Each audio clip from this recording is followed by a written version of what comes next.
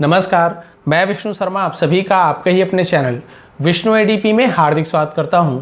और आज फिर लेकर आया मैं इंटरेस्टिंग स्टोरी जिसका टाइटल है फॉल्ट्स ऑफ अदर्स। ठीक है, इसे मैं जूम करूंगा अभी मैं।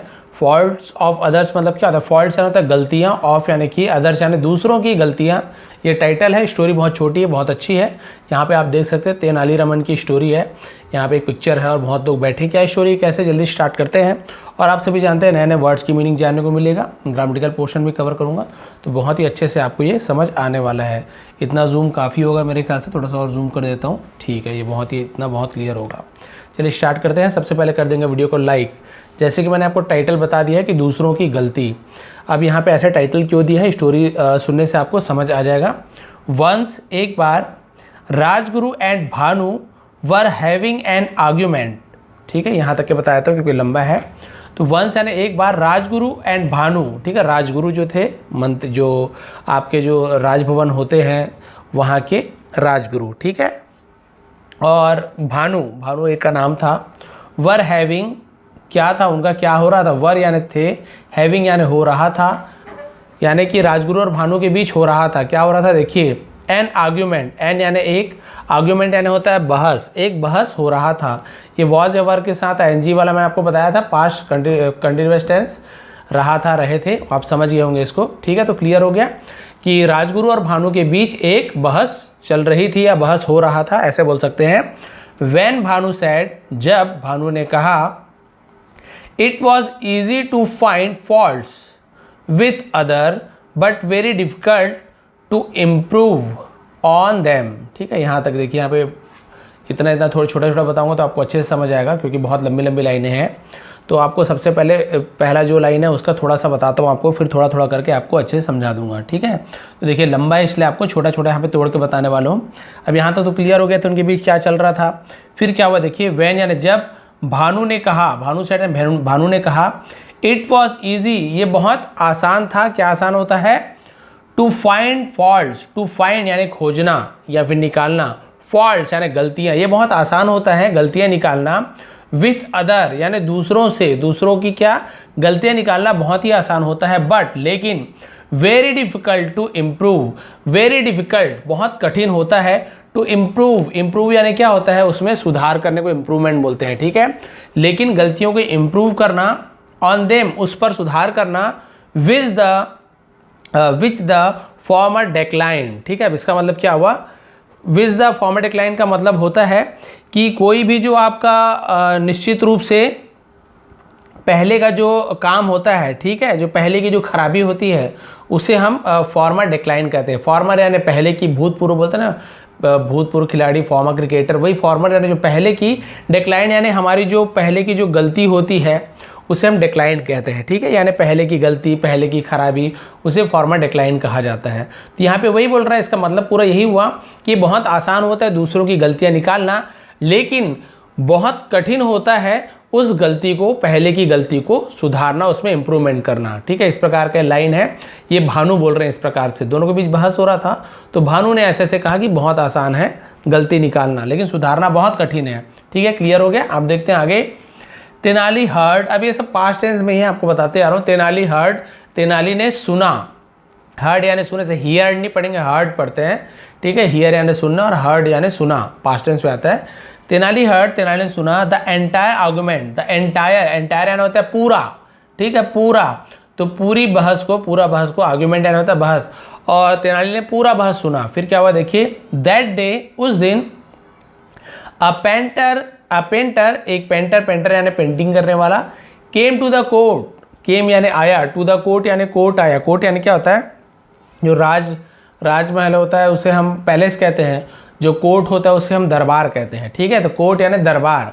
तो एक पेंटर दरबार में आया, and gifted the king with a beautiful pictures. ठीक है, और क्या किया? गिफ्टेड यानी गिफ्ट दिया, गिफ्ट यानी उपहार होता है, गिफ्टेड यानी गिफ्ट देना यानी उपहार देना, और उपहार दिया द किंग, राजा को, with a beautiful picture, with यानी होता है साथ में, क्या उपहार दिया?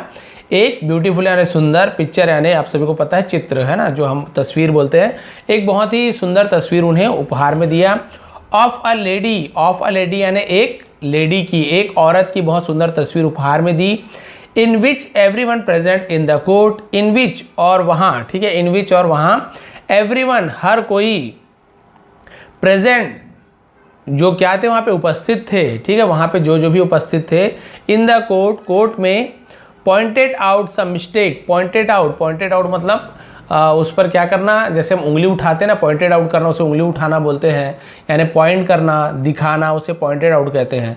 यानी जो जो गलतियां थी, सम मिस्टेक्स, कुछ गलतियों पर गलतियां दिखाने लगे, मिस्टेक, उंगली उठाने लगे, वहाँ पे पॉइंट करने लगे, यार देखिए यहाँ पे गलती है, आँख को ठीक नहीं बनाया, नाक को ठीक नहीं बनाया, यहाँ पे साड़ी को ऐसे होना था, ये सब क्या करने लगे, उस पेंटिंग में गलतियाँ निकालने लगे, ठीक है। विच यानी जो वहाँ पे सभी कोई प्रेजेंट थे, उपस्थित थे, सब क्या करने लगे, गलतियाँ निकालने लगे। उसके बाद क्या हुआ देखिए, देन तेनाली सेड, तब तेनाली ने कहा, that the painting should be hung in the village and all those who found mistakes could mark it, ठीक है। अब यहाँ पे देखते हैं क्या क्या मतलब हुआ। तब फिर तेनाली ने कहा कि दैट यानी कि द पेंटिंग जो था, शुड बी यानी होना चाहिए, क्या करना चाहिए, हंग यानी लटकाना चाहिए, शुड बी यानी कुछ चीज़ करना चाहिए, शुड बी बोलते हैं, शुड बी हंग लटकाना चाहिए, पेंटिंग को कहाँ लटकाना चाहिए, इन द विलेज यानी गांव में, इन यानी में, द विलेज यानी गांव में लटकाना चाहिए इस पेंटिंग को। And all those who found mistakes, and all those और वे सभी, दोज यानी वे, जो लोग, जो सभी ना उसे वे बोलते हैं, दीज यानी वे, ये सॉरी दीज यानी ये, यहाँ जो पास में है, दोज यानी वे, जो हमसे दूर में होंगे तो हम दोज बोलते हैं, एक से ज़्यादा है और हमसे दूर में है तो हम उसे दोज बोलते हैं, ठीक है। एक है तो हम दूर में रहेगा तो दैट बोलते हैं, ये आपको बता चुका मैं, दीज, दैट और दीज, दोज वाले में। ऑल दोज और वे सभी, हु फाउंड, हु यानी जो, फाउंड यानी खोजता है, जिसने क्या खोजा, मिस्टेक्स गलतियाँ खोजी, कुड मार्क इट यानी वो क्या कर सकता है, मार्क कर सकता है, मार्क करना यानी ऐसे निशान लगाने को मार्क करना बोलते हैं, मार्किंग करना, कुड यानी सकना, ठीक है। तो यही बोल रहे हैं, जिन्होंने गलतियां निकाली तो हम क्या करते हैं, इसे गांव में क्या करते हैं, इस पेंटिंग को लटका देते हैं, टांग देते हैं, हंग यानी टांगना, ठीक है, हैंग का हंग हो जाता है पास्ट टेंस में, हम इसे टांग देते हैं और जो भी जो गलतियाँ निकाल रहे हैं वो जाएंगे वहाँ पर मार्क कर देंगे, ये गलतियाँ हैं अभी पेंटिंग में। फिर क्या हुआ देखिए, आफ्टर ए फ्यू डेज, कुछ दिनों बाद, फ्यू यानी कुछ, डेज यानी दिनों, आफ्टर यानी के बाद, कुछ दिनों बाद, the painting was a mess, the painting was, painting हो गया था, क्या हो गया था, अ मेस, मेस यानी होता है मैला होना, गंदा होना, हौच पौच हो जाना, उसे मेस बोलते हैं।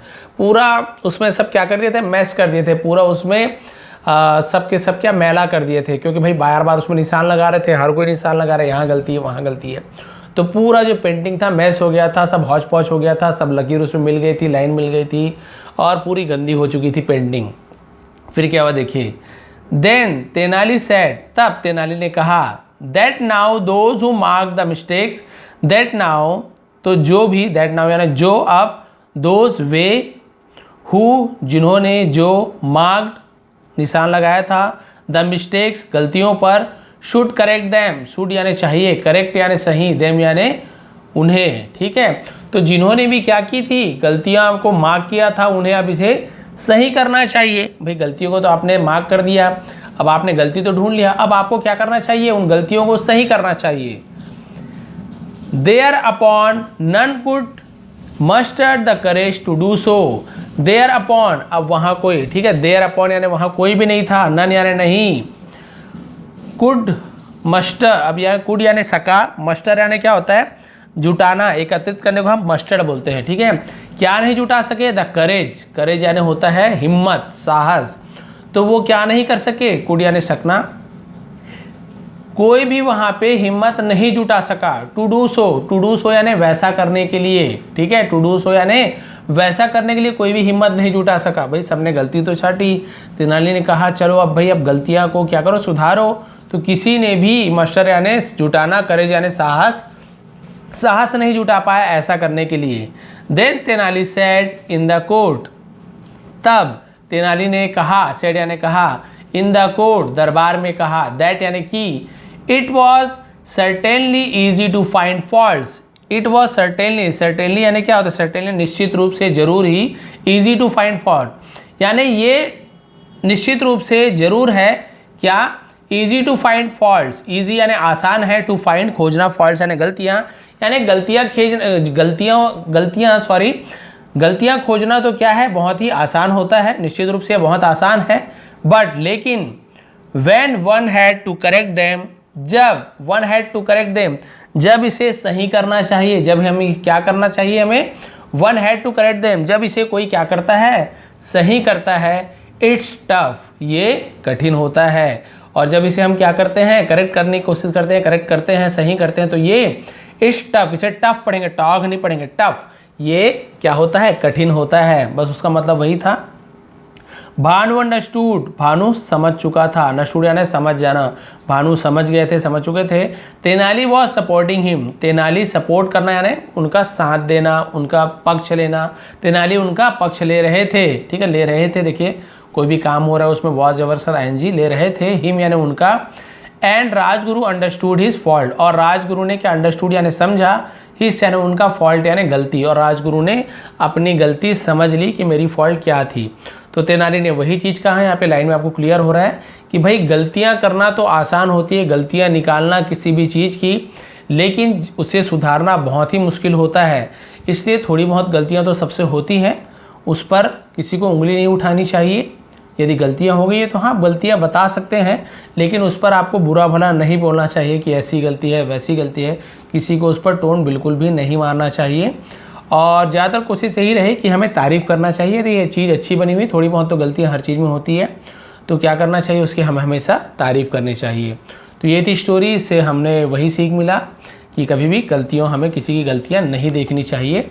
तो ये थी आज की स्टोरी, थोड़ी भी पसंद आई हो तो प्लीज़ लाइक करेंगे, शेयर करेंगे। आप सभी का बहुत बहुत धन्यवाद, आपका दिन शुभ रहे।